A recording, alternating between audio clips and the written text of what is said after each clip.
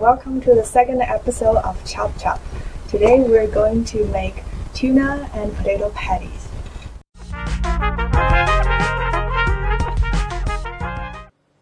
For this recipe, you will need some canned tuna and cooked potatoes, some chopped onions, a couple eggs, and these are all the essential ingredients. If you have any leftover veggies such as green onions or celeries, you can also add to those. And for seasoning, we just need salt and pepper and a little bit oil. Alright, let's get started. So first, I'm gonna mash the potatoes I just cooked.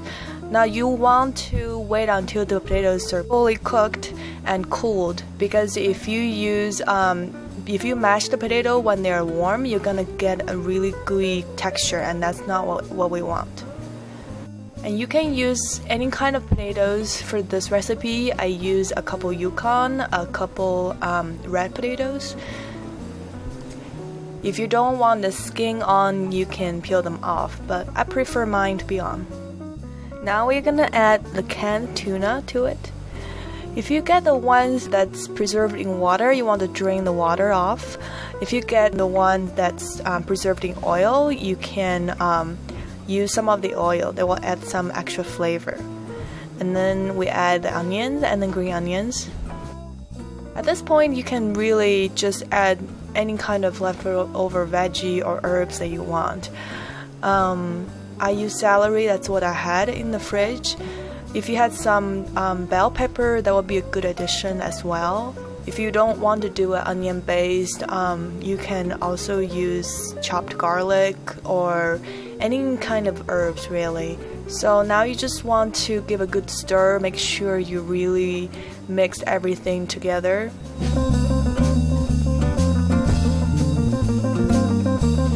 So now everything is all mixed in, and we just want to add some oil. I use olive oil. You can use any kind you want. And I'll also put a couple raw eggs in it, just to make sure everything combined together well.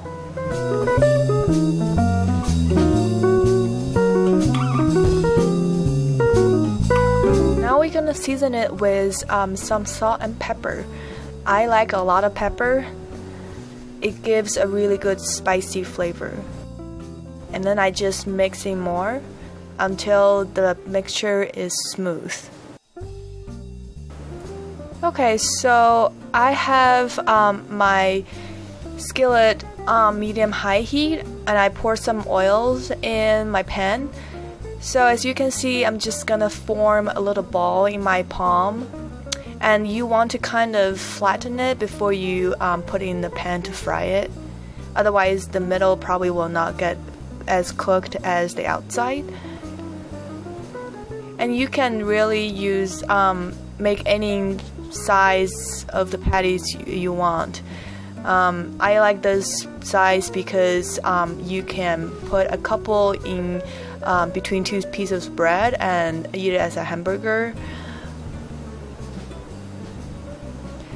So one thing to keep in mind is that do not overcrowd the pan, otherwise the patty is not gonna get cooked.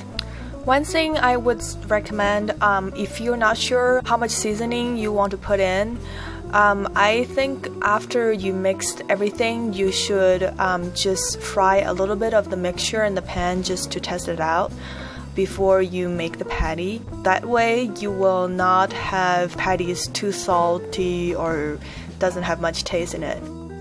So you want to cook each side for about a minute to a minute and a half, and then once they're cooked, you can flip them over and just make sure both sides are golden brown before you take them out.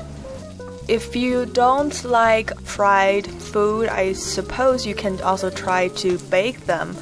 I don't know how it's gonna turn out, but if you would do that and let me know, I will be very interested to hear about your result. I would guess probably you need to cook them at least at 375 degrees, possibly 400, for probably 15 to 20 minutes.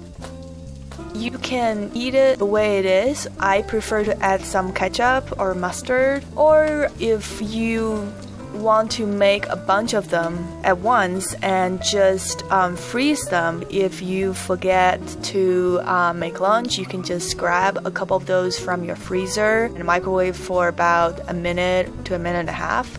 You can also make those patties ahead of time if you're expecting guests. You know, if you need to entertain a lot of people for a party, you can make a bunch of them and just freeze them.